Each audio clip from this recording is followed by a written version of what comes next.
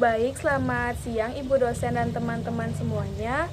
Di sini kami dari kelompok 6 akan mempresentasikan bab 7 yang berjudul Kebijakan Pangan dan Pembangunan Pertanian. Sebelum kami presentasi, ada baiknya kami memperkenalkan diri terlebih dahulu.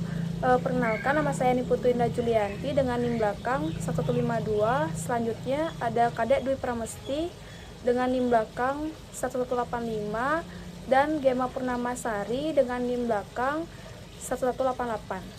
Baik, untuk materi pertama akan dipresentasikan oleh saya sendiri, di mana saya akan mempresentasikan pokok pembahasan kebijakan pangan dan sektor pertanian pada masa penjajahan. Kebijakan pangan dan sektor pertanian pada masa penjajahan Belanda, di mana seperti yang kita ketahui, negara Indonesia memiliki wilayah pertanian yang sangat luas, berbeda dengan negara penjajahan yaitu Belanda. Pada masa pemerintahan India, Belanda tidak banyak perhatian yang diberikan pada sektor pertanian.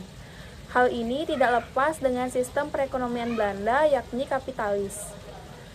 Perkembangan sektor pertanian diserahkan secara penuh kepada kekuasaan permintaan dan penawaran dan membiarkan perkembangan sektor ini atas kekuatan pasar, terutama pada bidang perkebunan. Muncul perusahaan-perusahaan swasta yang bergerak di bidang perkebunan seperti komoditas kelapa, karet, rempah-rempah, lada, tembakau, teh, dan tebu, menandakan bahwa teknologi perkebunan diserahkan secara mandiri oleh perusahaan perkebunan besar yang hasilnya diekspor ke pasar Eropa sebagai bahan mentah untuk industrial negara tersebut. Namun, pemerintahan Belanda memiliki kebijakan khusus pada sektor beras, selain sebagai bahan makanan pokok untuk pegawai pemerintahan jajahan.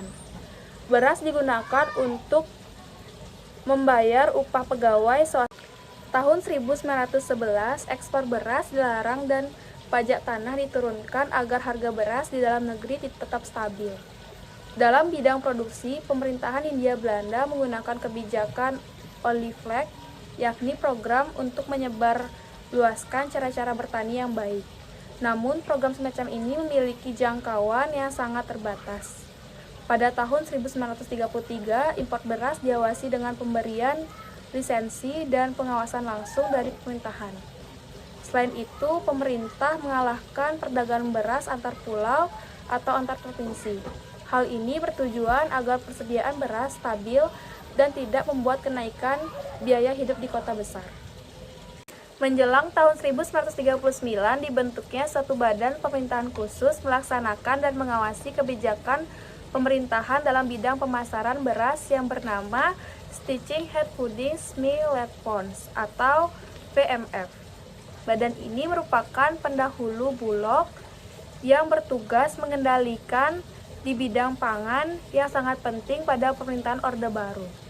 Selanjutnya, Jepang mengambil alih PMF sampai akhir Perang Dunia II. Pada masa pemerintahan Jepang, kebutuhan di bidang pertanian ditunjukkan pada pemenuhan kebutuhan militer bersamaan dengan kebijakan Jepang dan ditambahkan dengan kebijakan beras pada pemerintahan Indonesia selama 20 tahun setelahnya, di mana ekspor hasil pertanian dan perkebunan merupakan sumber devisa terbesar sampai akhir tahun 1960-an. Sehingga struktur perekonomian seperti hal tersebut memerlukan kebijakan harga beras rendah dan tingkat upah yang rendah. Baik, untuk materi selanjutnya akan dipresentasikan oleh rekan saya.